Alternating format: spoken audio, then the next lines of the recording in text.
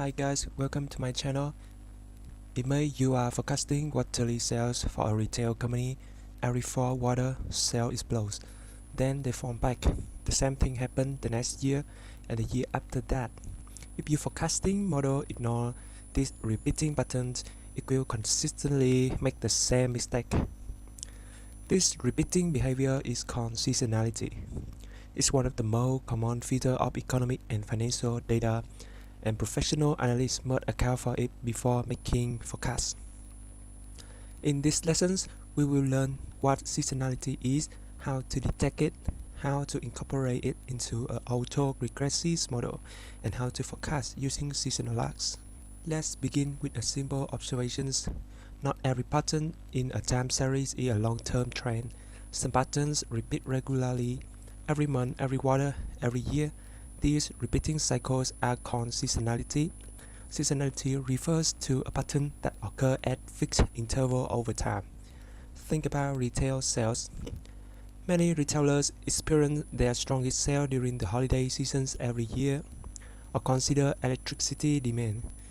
Usage often rises every summer because of air conditioning. Hotels may experience peak occupancy during vacation months. Agriculture productions follow harvest seasons. The important point is that these patterns are predictable and recurring. Unlike random shocks, seasonality follows a calendar. Now, why should analysts care? In May, you are forecasting quarterly earnings. Suppose every fall water is consistently much stronger than the other three. If your model ignores this pattern, what happens? Every year, it underestimates fall water earnings, and every first quarter, it may overestimate results. Notice something. The model isn't making random mistakes. It's making the same mistake repeatedly. That's a strong signal that something systematic is missing. That missing common components is often seasonalities. Professional forecasting models don't just explain trends, they also explain recurring patterns. Ignoring seasonality leads to biased forecasts and poorer decision making. So, how do we know whether seasonality exists? One clue comes from the residual. Remember, after fitting an AER model, we estimate whether the residual still contains autocorrelations. Suppose we are analyzing quarterly data. If the residual remains significantly correlated at lag 4, that means the error from one quarter are related to the error from the same quarter 1 year early. That's exactly what we would expect if seasonal effects are missing from the model. Similarly, monthly data often exhibit seasonality at lag 12. Weekly business data may show seasonality at lag 52. The lag length depends entirely on how frequently the data is observed. The key idea is simple.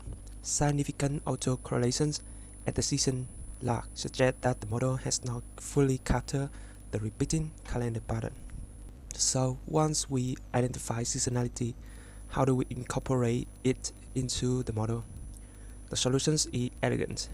We keep the original autocorrelations term and add another explanatory variable representing the same reasons from the previous cycle. For quarterly data, that means adding the observations from 4 quarters ago. The model becomes ln xt equal b0 plus b1 ln xt minus 1 plus b2 ln xt minus 4 plus epsilon t. Notice what happens. The first lat captures short-term persistence. The fourth lat captures seasonal persistence. Today's value depends partly on the previous quarter and partly on the same quarter last year. This produces a much richer model because it recognizes two different sources of information: recent momentum and recurring seasonal behavior. Many students see two explanatory variables and immediately think this must be an AR2 model, but it isn't. AR2 model includes the first lag and the second lag, like this. A seasonal AR model is different. It includes the first lag and a seasonal lag set at the fourth lag for quarterly data. those that represent different economic relationships. One captures short-term dynamic, the other captures repeating seasonal effect. So adding a seasonal lag does not change the order of the autocracy process in the usual sense. Instead, it extends the model to account for seasonality. Forecasting works exactly as you expect. Suppose we estimate the model coefficients to forecast the current period. We simply substitute the observed value for the required lags. If we forecasting the first quarter of this year, the model uses the most recent quarter, the first quarter from the last year. Each coefficient measures how strongly those historical observations influence today's predictions. The larger the seasonal coefficients, the more important seasonal effect become. From a practical perspective, analysts often build forecasting models that combine trend, short-run dynamic, and seasonality. Each component explains a different aspect of the data. Together, they produce substantially more accurate forecasts than any single component alone.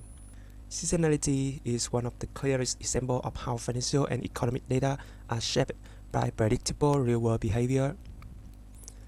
A standard autoregressive model captures persistence from one period to the next, but it may miss the recurring seasonal patterns. Thanks for watching.